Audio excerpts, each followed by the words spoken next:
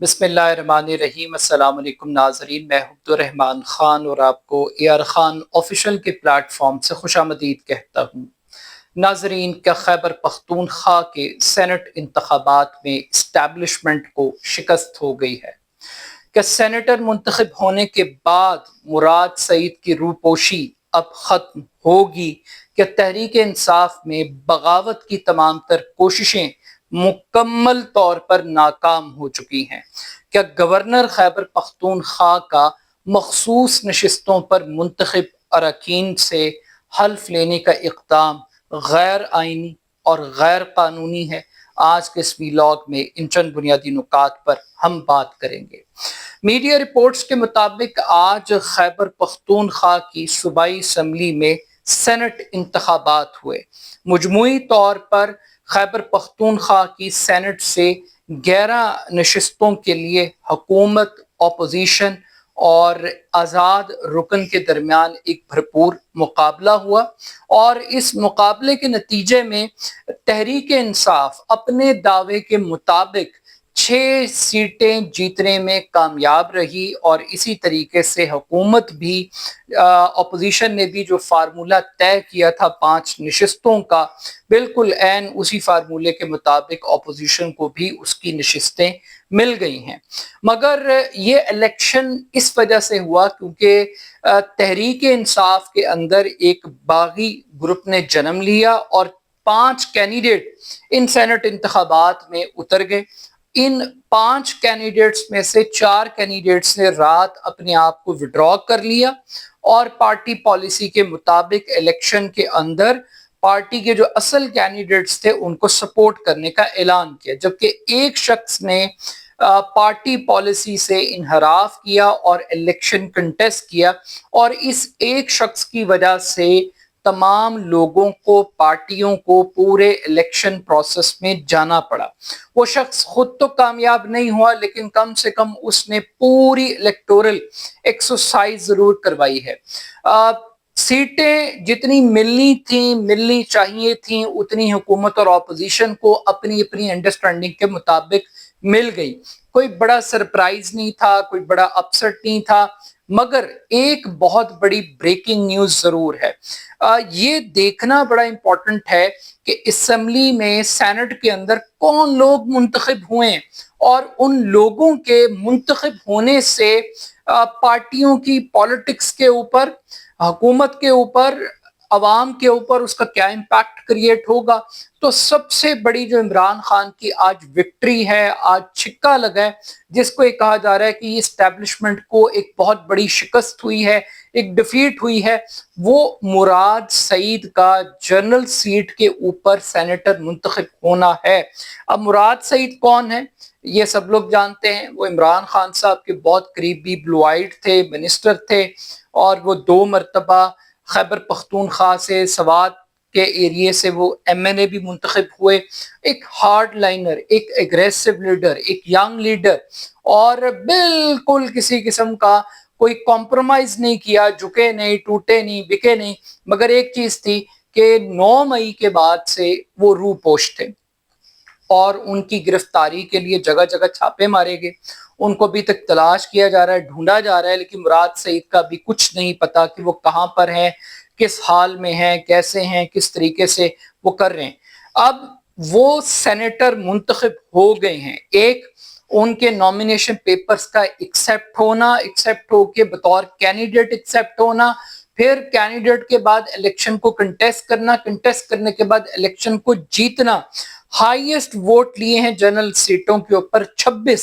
26 vote मुराद सईद ने लिए हैं, जो कि मफरूर हैं, इश्तिहारी हैं, रूपोश हैं, 9 मई के मुकदमात में मुलव्वस हैं, इस्टेब्लिशमेंट पर तनकीद करते हैं, एक आंख नहीं बातें, कप्तान के खिलाड़ी हैं। बाकायदा तौर पे वो शख्स अब सेनेटर मुंतखब हो गया।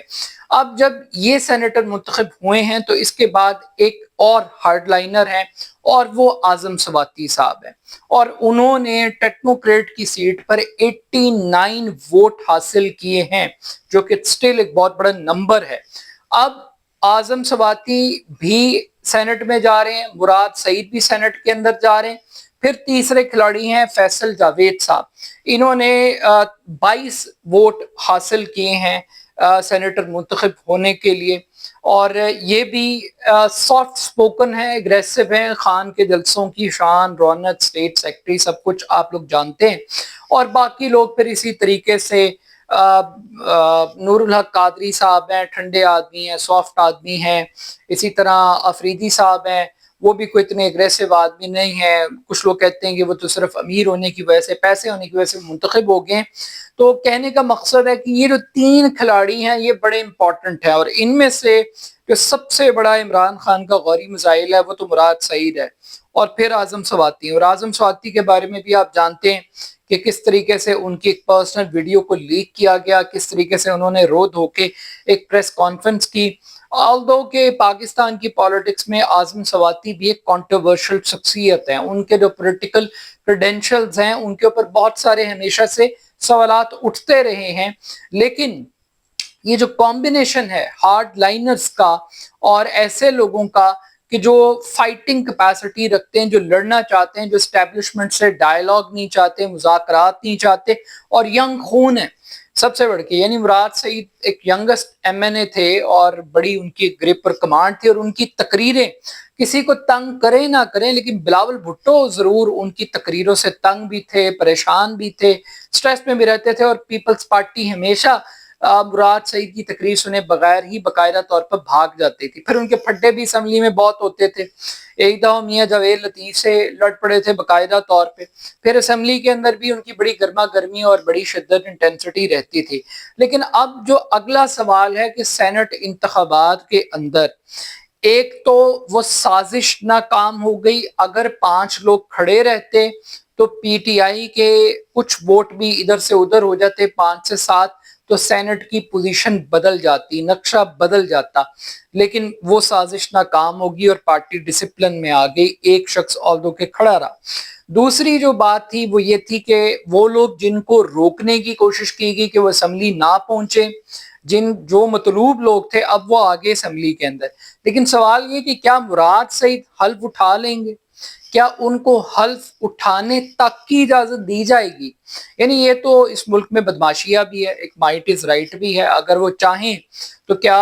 کچھ نہیں کر سکتے، وہ لوگوں کو غائب کر دیتے ہیں اور بہت کچھ کر دیتے ہیں۔ تو کیا مراد سعید سینیٹر منتخب ہونے کے بعد نمبر 1 حلف اٹھا پائیں گے؟ اور حلف اٹھانے کے بعد کیا وہ اسمبلی کے اندر ہی رہیں گے، یا پھر اس کے بعد بھی ان کو گرفتار کیا جا سکتا ہے، مقدمات بنائے جا سکتے ہیں؟ کیونکہ کچھ لوگوں کو ایک غلط فہمی ہے کہ شاید وہ سینیٹر بن جائیں گے تو اس کے بعد سے ان کی روح پوشی ختم ہو جائے گی، کیونکہ یہ بہت بڑا کوسچن مارک ہے۔ یہاں پہ سینیٹر اعجاز چودھری سینٹ کا ممبر ہوتے ہوئے، پروڈکشن آرڈر جاری ہوتے ہوئے، کوئی انہیں نہیں لے کر آتا اسمبلی کے اجلاس کے اندر، تو مراد سعید کو کیسے لائے گا؟ تو اگر اعجاز چودھری جو کہ مراد سعید کے مقابلے میں اس طرح کا ہارڈ لائنر نہیں ہے، جیل کاٹ رہا ہے،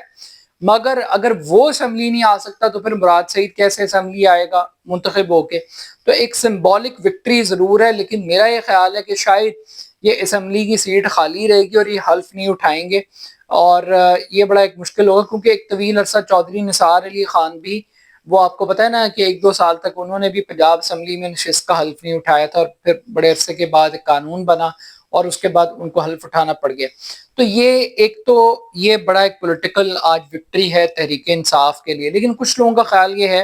کہ تحریک انصاف کو اپوزیشن کے ساتھ بارگیننگ نہیں کرنی چاہیے تھی، یہ جو بلا مقابلہ والی گیم تھی بڑی غلط تھی، اور یہ جو سینیٹر طلحہ محمود پیپلز پارٹی کے جو جیتے ہیں، وہ کہتے ہیں یہ بھی تحریک انصاف کی سیٹ تھی، یہ 5واں جنرل سیٹ تھی جو تحریک انصاف جیت سکتی تھی، لیکن تحریک انصاف نے گفٹ کی پیپلز پارٹی کو طلحہ محمود صاحب کو۔ یہ جو طلحہ محمود صاحب ہیں یہ پہلے جے یو آئی فے کے سینیٹر ہوا کرتے تھے، اور جو نون لیگ سے صاحب منتخب ہوئے ہیں وہ امیر مقام صاحب کے صاحبزادے ہیں۔ تو یہ بڑی بڑی پولیٹیکل فیملیز، بڑے بڑی پارٹیوں کے امیر کبیر لوگ ہیں جو سینٹ پہ منتخب ہو گئے۔ ان لوگوں کے انتخاب کے بعد اسمبلی کا معیار کیا ہوگا، گفتگو کا معیار کیا ہوگا، مسائل کو ڈسکس کرنے کی صلاحیت کیا ہوگی، اٹ سیلف یہ بہت بڑے کویسچنز ہیں۔ لیکن اس سے بڑا ایک اور کویسچن یہ ہے کہ سینٹ کا انتخاب آج بہت بڑا کویسچن مارک تھا کہ کیا یہ ہو پائے گا یا نہیں ہوگا۔ اس کی بنیادی وجہ یہ تھی کہ کل اسپیکر خیبر پختونخوا اسمبلی نے اراکین اسمبلی جو کہ منتخب نشستوں پر منتخب ہوئے ان سے حلف لینے سے انکار کر دیا تھا، اور انکار نہیں کیا تھا بلکہ کورم کو جواز بنا کے کہ چونکہ کورم پورا نہیں ہے اس وجہ سے وہ حلف نہیں لے سکتے، اور اجلاس کو ملتوی کر دیا تھا۔ پھر اس کے بعد ہم نے دیکھا کہ پشاور ہائی کورٹ میں درخواست کی، کورٹ نے انٹروین کیا، گورنر کو نامینیٹ کیا، گورنر نے حلف لیا۔ اب جب گورنر نے حلف لے لیا تو وزیر اعلیٰ خیبر پختونخوا کی حکومت وہ کورٹ میں چلی گئی اور انہوں نے کہا کہ یہ جو گورنر سے حلف اٹھوایا اپنی غیر آئینی، اس کی وجہ یہ ہے کہ اسپیکر نے حلف لینے سے انکار نہیں کیا تھا، اس نے کورم کی بات کی تھی، چونکہ کورم پورا نہیں ہے اس وجہ سے حلف نہیں لے سکتے۔ اب یہ ایک ٹیکنیکل بحث ہے کہ کیا کورم کو جواز بنا کے حلف لینے سے انکار کیا جا سکتا ہے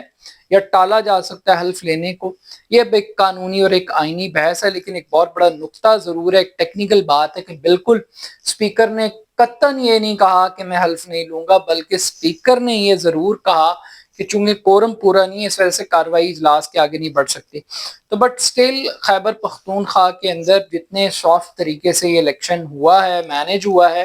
اس کے بعد یہ لگ رہا ہے کہ ابھی جو کے پی کے اسمبلی کے اندر بات کی جا رہی تھی تحریک عدم اعتماد کی، گنڈا پور کو ہٹانے کی، اور چونکہ 5 اگست کی ایک احتجاج کی تحریک بھی دی گئی ہے، اس کے اوپر تو لگ رہا ہے کہ ابھی تک بڑا ایک سافٹ کارنر ہے۔ کچھ لوگ یہ کہہ رہے ہیں کہ جو مراد سعید کا اسمبلی میں جانا، اعظم سواتی کا اسمبلی میں چلے جانا، یہ اس بات کا انڈیکیٹر ہے کہ اسٹیبلشمنٹ اور عمران خان کے درمیان ایک ڈیل ہوگی، اور اسٹیبلشمنٹ بھی اب تھک گئی ہے، اسٹیبلشمنٹ بھی اب عمران خان کے ساتھ صلح کرنا چاہتی ہے، اسٹیبلشمنٹ بھی چاہتی ہے کہ کسی طریقے سے پی ٹی آئی کو اب ایکسیپٹ کر لیا جائے، مین اسٹریم دھارے کے اندر لے آئیں اور تحریک انصاف سے اپنی جان چھڑا لیں۔ بٹ اب یہ اسٹیبلشمنٹ سے کسی ڈیل کے نتیجے میں یہ لوگ اسمبلی تک پہنچے ہیں یا یہ اسٹیبلشمنٹ کو ہرا کر پہنچے ہیں، دونوں صورتوں کے اندر یہ ڈیفیٹ ہے اسٹیبلشمنٹ کی اور یہ وکٹری ہے عمران خان کی۔ اپنا فیڈ بیک مجھے ضرور دیجیے گا، میرے YouTube channel A R Khan official کو ضرور سبسکرائب کیجیے گا۔ بہت شکریہ، اللہ حافظ۔